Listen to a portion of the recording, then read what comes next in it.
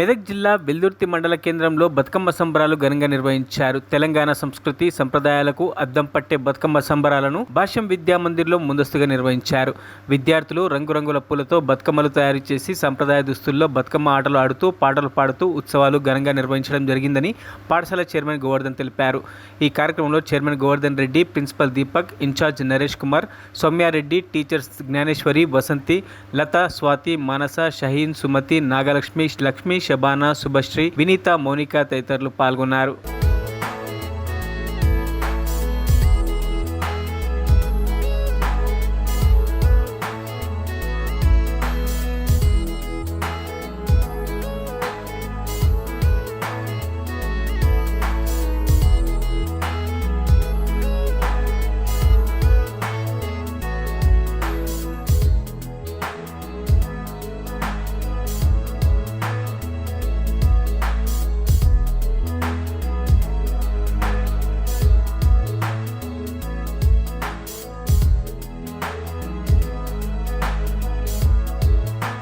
దీంట్లో ఈరోజు బతుకమ్మ సెలబ్రేషన్స్ జరుగుతున్నాయండి.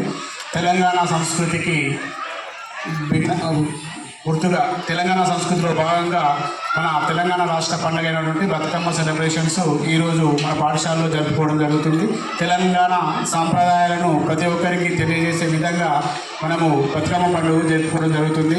మరి మన తెలంగాణలో పువ్వులను పూజించేటటువంటి బతుకమ్మ పండుగ అంగరంగ వైభవంగా మన పాఠశాలలో జరుపుకోవడం జరుగుతుంది. దీనికి సహకరించినటువంటి విద్యార్థులకు, ఉపాధ్యాయులకు మరియు తల్లిదండ్రులకు సెలబ్రేషన్ పురస్కరించుకొని మా భాష్యం విద్యా మందిర్లో బతుకమ్మ సెలబ్రేషన్ చేసుకోవడం జరుగుతుంది. విద్యార్థులు మా పాఠశాల బృందం అందరూ నృత్య ప్రదర్శనలతో బతుకమ్మను అంగరంగ వైభవంగా జరుపుకున్నాము. మా స్కూల్లో చేసుకోవడం చాలా అద్భుతంగా ఉంది. మాకు బాగా అనిపించింది. మా స్టూడెంట్స్, మా టీచర్స్, ప్రిన్సిపల్ సార్ వాళ్ళు, కరెస్పాండెంట్ సార్ వాళ్ళందరూ మాకు సహకరించడం మాకు చాలా హ్యాపీ. ఈ బతుకమ్మ సెలబ్రేషన్ అనేది ముందుగా పూర్వకాలం నుంచి మనకి రావడం జరిగింది. ఈ బతుకమ్మ ఎందుకు చేసుకుంటారంటే ఆ రకరకాల పూలతో అలంకరించి ఆ పూలనే ఒక బతుకమ్మలాగా పేర్చి అదొక చెరువులోకి తీసుకెళ్ళి దాంట్లో వేయడం వల్ల ఆ పూల నుంచి, ఆ వాటర్ నుంచి వచ్చే సైంటిఫికల్గా అది మనకి ఒక ఆరోగ్యానికి చాలా మంచిది. అందుకని బతుకమ్మ సెలబ్రేషన్ అనేది జరుపుకోవడం జరిగింది.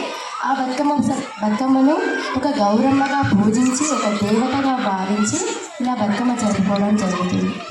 మరిన్ని అప్డేట్స్ కోసం మా ఛానల్ని సబ్స్క్రైబ్ చేయండి.